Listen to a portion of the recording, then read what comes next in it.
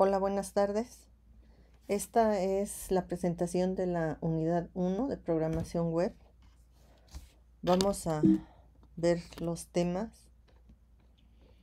que contiene, que son la evolución, la arquitectura, las tecnologías y planificación.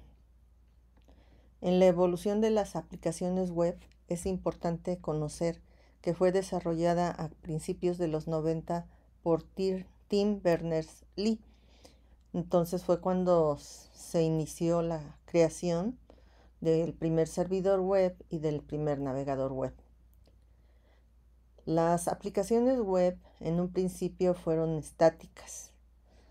Eran páginas web con la misma información y el cliente hacía una petición y le contestaba con la misma página. A esta versión se le llamó Web.1, Web 1.0 y se hacían con tecnología HTML. Allí pueden ver la página que Tim Berners-Lee hizo cuando se inició la web. Luego hubo una evolución a una versión 1.5, donde ya había contenido dinámico, ya se programaba, además de utilizar HTML, ya se utilizaban lenguajes de programación y bases de datos. Se dio el cambio de versión a la 2.0 y las aplicaciones se orientaron a las personas con páginas modificables, igual con HTML, lenguajes de programación y conexión a bases de datos. Ahora, las aplicaciones web surgen porque hay una naturaleza cambiante de la web. La información se selecciona, se filtra, se ordena, se presenta de acuerdo a las necesidades de cada momento y además se centraliza el software para el mantenimiento y la actualización.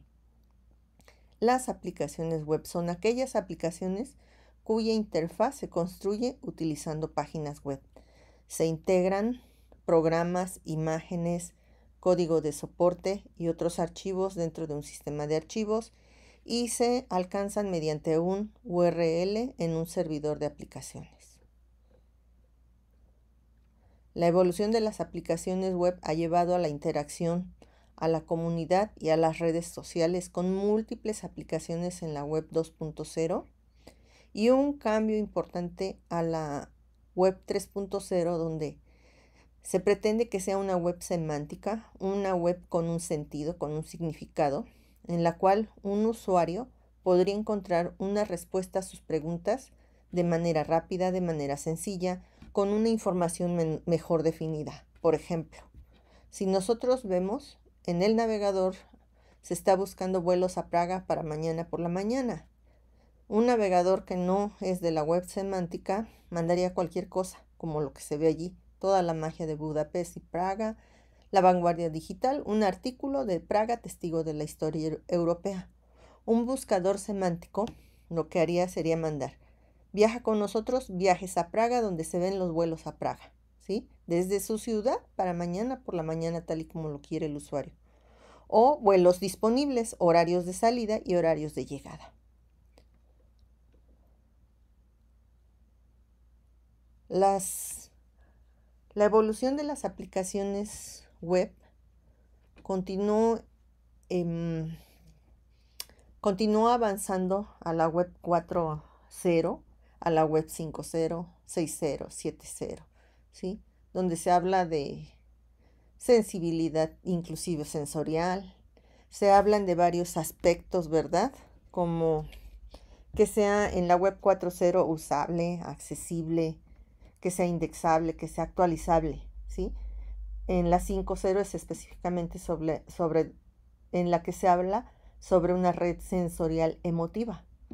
En la 6.0 se hablan de nuevas opciones de navegación y en la 7.0 de la integración con los equipos móviles, ¿sí? Entonces, cambios de versiones para la evolución de la web son muchos, ¿sí? Ahora, en cuanto a la arquitectura de las aplicaciones web, han habido distintas arquitecturas. Nosotros vamos a trabajar con la de 3 capas, la que dice 3-tier. La primera arquitectura es una arquitectura centralizada, monolítica, donde todo se encuentra en una sola máquina, ¿sí? se encuentra la lógica del cliente, la lógica del negocio, el almacenamiento, es decir, allí tenemos las ventanas o la interfaz, ¿sí?, que el usuario va a manejar. Allí se hacen las operaciones del negocio y además en esa misma máquina se guardan y muy posiblemente en un mismo sistema o mediante ciertos archivos. Luego evolucionaron a 2 capas, donde nos habla de un cliente pesado. Específicamente en la presentación vemos una arquitectura cliente-servidor con un servidor de base de datos por el cilindro verde, lo podemos distinguir. Y es un cliente pesado porque tiene la lógica del cliente y del negocio, es decir, las vistas y los procesos del negocio, pero el almacenamiento está en una base de datos. La arquitectura del servidor web es una arquitectura cliente-servidor, en donde el cliente web es el navegador y el servidor es el servidor web, que no es el que está propiamente representado en estos diagramas. Luego evolucionaron hacia 3 capas, donde ya se tenía un cliente ligero solamente. En el cliente, la lógica del cliente, las vistas, el navegador que es el cliente, ¿verdad? El cliente web. El servidor de aplicaciones web y luego el servidor de bases de datos. Esa arquitectura es la que nosotros vamos a ocupar en nuestras aplicaciones.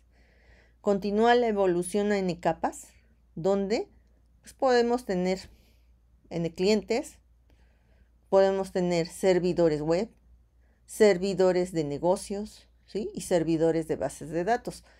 Allí podríamos representar muy bien las 4 capas así. Tendríamos el cliente, el servidor web, el servidor de la lógica de negocios o el servidor de negocios y el servidor de bases de datos. Sigue evolucionando hacia los servicios web y el cómputo en la nube, donde las aplicaciones están desarrolladas en distintas tecnologías y tienen que intercambiar información, y esto lo logran mediante los servicios web y protocolos relacionados con esto. Ahora, la arquitectura cliente-servidor es un modelo donde los procesamientos se hacen en un servidor, es decir, el trabajo pesado lo hace el servidor, ¿sí?, y el trabajo ligero lo hace el cliente. En el caso de nuestro servidor web, ¿sí?, el cliente, que es el navegador, pone las vistas ante el usuario y el servidor web es el que se encarga de atender las peticiones del cliente, de encontrar el documento web solicitado y de responderle regresándolo, ¿sí? El servidor web que nosotros vamos a ocupar es Apache y debemos de tener una definición conocida del servidor web, donde digamos que es decir, el servidor web es un programa que implementa el protocolo HTTP, que está ejecutándose continuamente en una computadora, que espera las peticiones de los clientes, responde a las peticiones adecuadamente con una página web o, en un momento dado, si detecta algún error, manda un mensaje correspondiente, ¿sí? Aquí está representada la arquitectura cliente-servidor, donde tenemos el navegador, que es el cliente, el protocolo, que es HTTP, la petición al servidor web, busca en su directorio de publicación o de despliegue de páginas web, encuentra la página solicitada y responde. Esta flecha que nosotros vemos que viene de esta manera es una petición